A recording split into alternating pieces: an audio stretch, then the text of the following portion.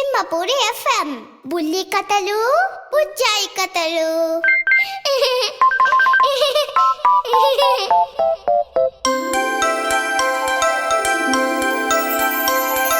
చిన్ని పిల్లలు చిన్నారి పిల్లలు ఆడి పాడి పచ్చని వేళ మంచి మాటలతో చక్కగా హలరించి బుల్లి కథ వింటారా ఈ వేళ. వింటాం సింహపూరి ఎఫ్ఎం బుల్లి కథలు బుజ్జాయి కథలు.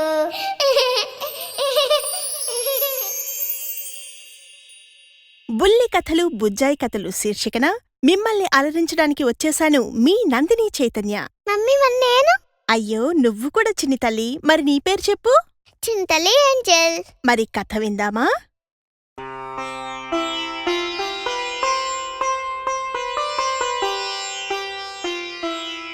చిన్ని తల్లి, నిన్నటి కథలో ఎలుక పిల్లిని కాపాడి భయంతో కలుగులోకి దూరింది కదా. అవును మమ్మీ. మరి కలుగులోకి దూరాక పిల్లి బయట చేరి బయటకురా, నీతో మాట్లాడాలని ఉంది అని అంటూ ఉన్నా ఎంతసేపటికి ఎలుక సమాధానమే ఇవ్వలేదు కదా. అవును మమ్మీ, మరేమీ ఉంటుంది. మరి ఏమైందో, ఎలుక ఎందుకు బయటకు రాలేదో ఈనాటి కథలో విందాం, ఓకేనా? అలాగే మమ్మీ. పిల్లి ఎలుక కోసం బతిమలాడి అలసిపోయి చివరికి ఇలా అంది, సరే ఇవన్నీ కాదుగాని నువ్వొక్కసారి బయటకురా, కృతజ్ఞతగా నిన్ను గట్టిగా కౌగలించుకుంటాను అని. అయినా కలుగులో నుంచి ఎలుక రాలేదు, కాని జవాబు మాత్రం వచ్చింది. అబ్బా, జవాబు వచ్చిందా? మరి ఏమని చెప్పుంటుంది మమ్మీ? ఏమనంటే, పిల్లి బావా, కాలం కలిసిరానప్పుడు, గతి లేకపోయినప్పుడు శత్రువుతో స్నేహం చెయ్యాల్సి వస్తుంది. అప్పుడు కూడా మన జాగ్రత్తలో మనం ఉండాలి, లేకపోతే ప్రాణాపాయం తప్పదు. అంటున్నానని కాదుగాని పొద్దున నుంచి వలలో చిక్కి నువ్వు ఆకలితో అల్లాడిపోతున్నావు. నన్ను చూశావనుకో అమాంతం మీద పడతావు. చంపాలని నీకుండదు, కాని ఆకలికి ఆత్మీయతలు అనురాగాలు ఉండవుగా. అందుకే నీ మాటలు నేను నమ్మను. నేను కలుగులో నుంచి బయటకు రానే రాను. నీకు నీ స్నేహానికి 1000 నమస్కారాలు. నువ్వు ముందిక్కడ్నుంచి వెళ్ళిపో అంది ఎలుక. వేటను వెతుక్కుంటూ వెళ్ళిపోయింది పిల్లి అని ఈ కథను ముగించాడు రాజైన హిరణ్యగర్భుడు. చిన్ని తల్లి, మరి ఇప్పుడు నువ్వు ఎలుక పిల్లి కథ విన్నావు కదా. మరి ఇప్పుడు నువ్వు చెప్పు, ఇద్దరిలో ఎవరు మంచివారు, ఎవరు గొప్పవారు? మమ్మీ, నాకైతే పిల్లి మంచిది, ఎలుక గొప్పటి. అవునా?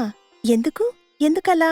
ఎందుకంటే సాటి జంతువు సాయం అడిగితే కాదనకుండా తన కష్టాల్లో ఉన్న ఎలుకను కాపాడింది, అందుకు పిల్లి మంచిది.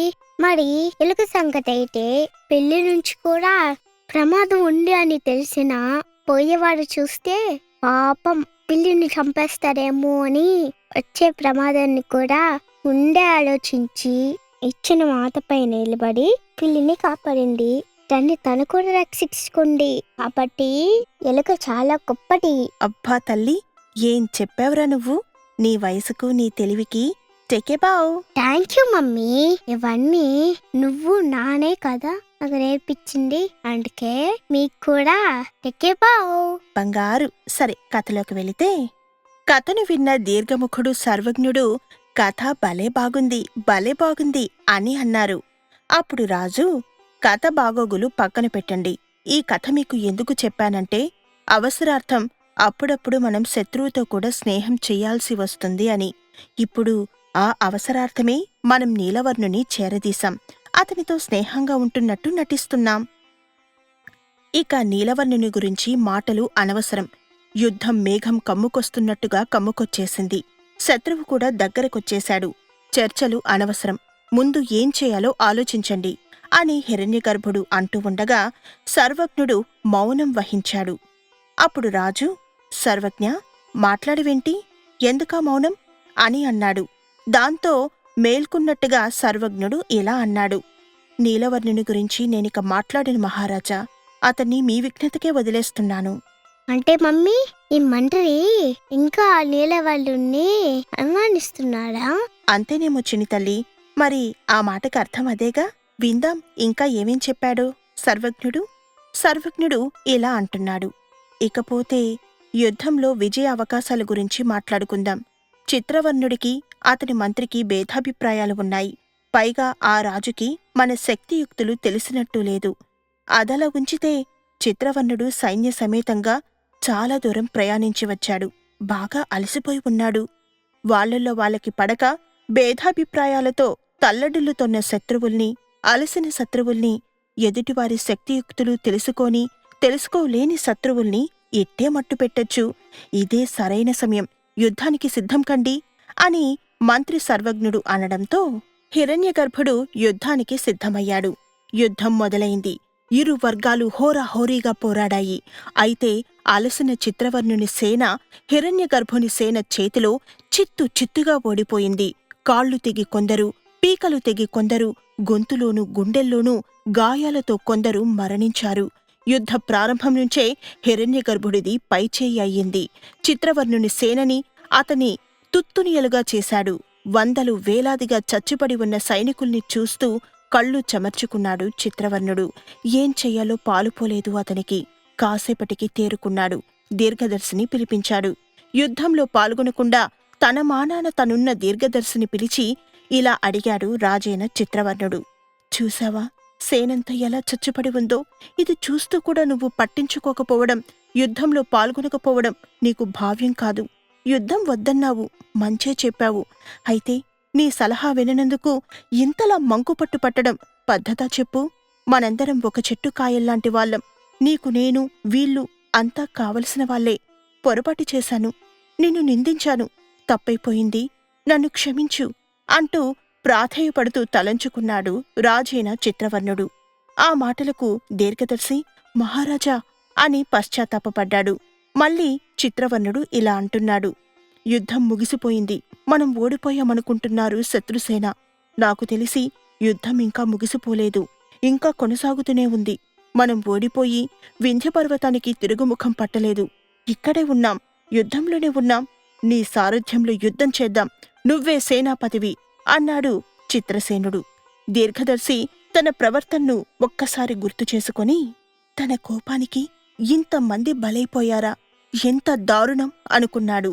తన కోపమే తన శత్రువు అనుకున్నాడు. కోపాన్ని మానుకొని కళ్ళు తెరిచి ఇలా అన్నాడు రాజుతో. అయ్యిందేదో అయ్యింది మహారాజా, మనకి జరిగింది తీవ్ర నష్టమే. అయినా దిగులు పడడం అనవసరం. ఉన్న సైన్యంతోని యుద్ధం చేద్దాం, గెలుపు మనదే. ఇలాంటి యుద్ధాలు ఇంతకు మునుపు మనం చాలా చూశాం. ఓడిపోయామనుకున్నాం, గెలిచామా? లేదా? అలాగే ఇదీను. ఇక మన ముందు ఎవరూ నిలవలేరు, చూడండి మీరే అంటూ దీర్ఘదర్శి నాయకత్వంలో సైన్యం ముందుకు ఉరికింది. హిరణ్యగర్భుని కోటను ముట్టడించేందుకు వారు ప్రయత్నాలు ప్రారంభించాడు. గూఢచారి ధవళాంగుడు ఈ విషయాన్ని పసిగట్టాడు. వార్తను చెల్లగా హిరణ్యగర్భుని చెవిలో ఊదాడు. ముందు సర్వజ్ఞుని పిలవండి అంటూ ఆజ్ఞాపించాడు. ఆ మాట విన్న రాజు. సర్వజ్ఞుడు చటుక్కుమంటూ క్షణాల్లో హాజరయ్యాడు. శత్రువులు మన కోటను ముట్టడించబోతున్నారట అని చెప్పాడు రాజు.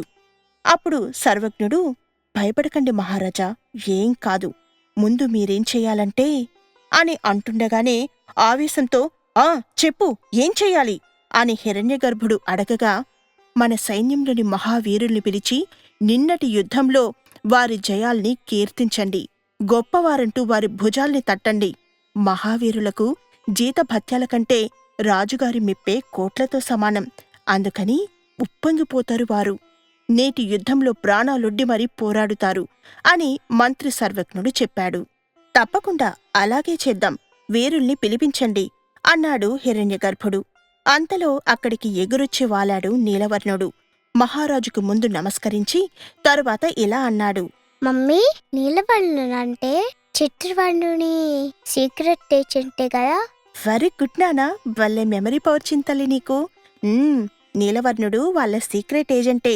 ఇక్కడుండి వాళ్ళ సమాచారమంతా వీళ్ళేం చేయబోతారో అవన్నీ కూడా తెలుసుకొని వాళ్లకు అందించాలి కదా. అందుకే సమయానికి ఇలా ఎగురొచ్చి ముందు వాలాడు. సరే, ఏం మాట్లాడుతున్నాడో ఇప్పుడు విందాం. మహారాజా, శత్రుముఖులు మన కోటను చుట్టుముట్టాయి. మనమేమో కోటలో ఉన్నాం.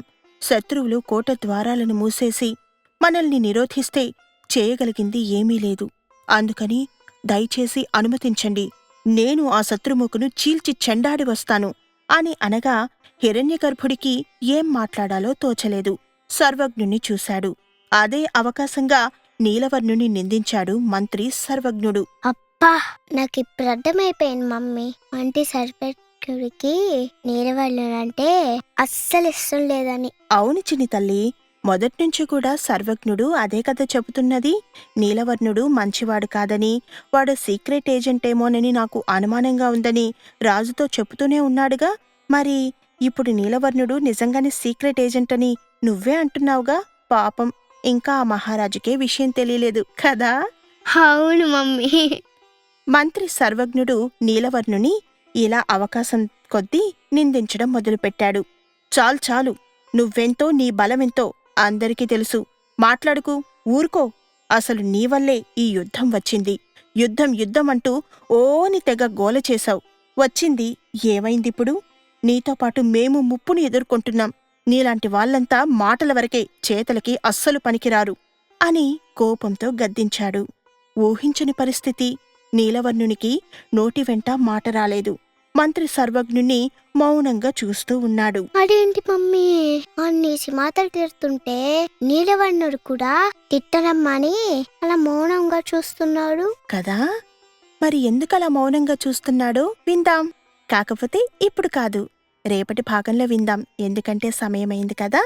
ఇక పడుకుందాం, ఓకేనా? గుడ్ నైట్ నానా. Okay, good night mummy.